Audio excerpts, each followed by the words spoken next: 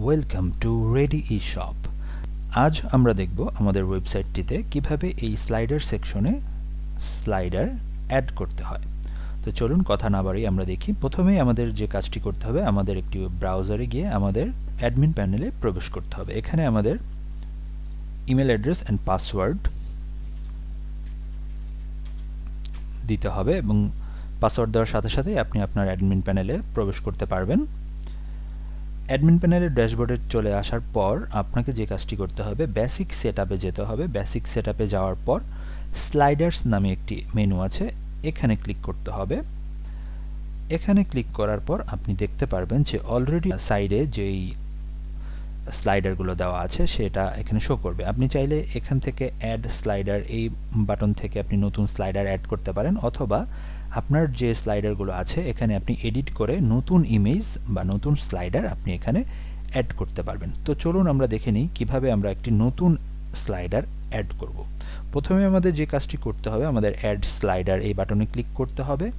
Click করার পরেই আমরা কিছু অপশন দেখতে পারবো। এখানে আছে স্লাইডার টাইপ। স্লাইডার ট্যাপে আমরা তিনটা অপশন দেখতে পাচ্ছি, যে কোনো একটা আমরা সিলেক্ট করতে পারি। তারপর আপনি যদি টাইটেল দিতে চান কোনো স্লাইডারের উপরে, তাহলে টাইটেল এখানে দিতে পারেন। স্ট্যাটাস অবশ্যই অ্যাক্টিভ রাখতে হবে যদি অ্যাক্টিভ দেখাতে চান, আর তাছাড়া আপনি ইনঅ্যাক্টিভ রেখে এটা সেভ করে রাখতে পারেন। ইউআরএল, যদি আপনার কোনো পেজ আপনি এখানে হাইলাইট করতে চান যে হ্যাঁ এই স্লাইডারে ক্লিক করলে আমার অমুক পেজে চলে যাবে, তাহলে আপনি এখানে ইউআরএল দিতে পারেন, অথবা ইউআরএল না দিলেও কোনো সমস্যা নেই। আমরা দেখতে পাচ্ছি এখানে একটি বক্স আছে ইমেজ। এখানে কিন্তু ইমেজের সাইজ আমরা মেনশন করে দিয়েছি 1903 পিক্সেল বাই 559 পিক্সেল। এখানে বলা আছে click to upload or drop your image here. এখানে আপনি ক্লিক করলে আপনার স্লাইডার ইমেজটা যেখানে আপনি তৈরি করে রেখেছেন সেই ফোল্ডারে গিয়ে সেটা সিলেক্ট করে ওপেন করতে হবে এবং ক্রিয়েট স্লাইডার এই বাটনটিতে ক্লিক করার সাথে সাথেই আপনি দেখতে পারবেন সাকসেসফুল একটি মেসেজ আসছে। আর যদি সাকসেসফুল মেসেজ না আসে তাহলে বুঝতে হবে যে কোনো সমস্যা হয়েছে, আপনি ঠিকমতো অ্যাড করতে পারেননি। তো হয়ে গেল আমাদের স্লাইডার অ্যাড। এখন দেখা যাক আমাদের এই ওয়েবসাইটটিতে আমাদের স্লাইডারটি কি অ্যাড হয়েছে কিনা। আমরা একটি রিফ্রেশ দিয়ে নিই। আমরা একটি রিফ্রেশ দিলেই দেখতে পারবো যে আমরা যেই স্লাইডারটি অ্যাড করেছিলাম সেই স্লাইডারটি একটিমাত্র স্লাইডারই এখানে রয়েছে।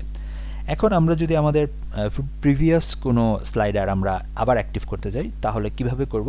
অ্যাডমিন প্যানেল থেকে আমাদের স্লাইডার বেসিক সেটআপ থেকে স্লাইডার্সে এসে আমাদের যে ইমেজটা আমরা আবার অ্যাক্টিভ করতে চাই সেই ইমেজটির এডিট অপশনে ক্লিক করতে হবে। স্ট্যাটাস অ্যাক্টিভ করে দিতে হবে এবং টাইটেল যদি আমরা কিছু লিখতে চাই তাহলে লিখতে পারি, অথবা যা আছে আমরা এটা রিমুভ করে দিতে পারি, মেইন টেক্সট রিমুভ করে দিতে পারি। এবং আমরা যদি নতুন কোনো ইমেজ এখানে দিতে চাই নতুন কোনো ইমেজ আমরা দিতে পারি, অথবা যেটা আমাদের আছে সেটাই আমরা অ্যাক্টিভ করতে পারি। আমরা যদি আপডেট স্লাইডার বাটনটিতে ক্লিক করি তাহলে আমরা সাকসেসফুল মেসেজটি দেখতে পারবো। চলুন দেখে নেওয়া যাক আমাদের স্লাইডারটি কি অ্যাড হয়েছে কিনা। আমরা যদি আবার একটি রিফ্রেশ করি আমাদের সাইটে এসে, তাহলে কিন্তু আমরা দেখতে পারবো আমাদের আগের স্লাইডারটি এবং পরবর্তীতে আমরা যে স্লাইডারটি অ্যাক্টিভ করেছি সেটা কিন্তু আমরা দেখতে পাচ্ছি। তো এভাবেই আপনারা আপনাদের সাইটটির স্লাইডার চেঞ্জ করতে পারেন, নতুন অ্যাড করতে পারেন। ধন্যবাদ।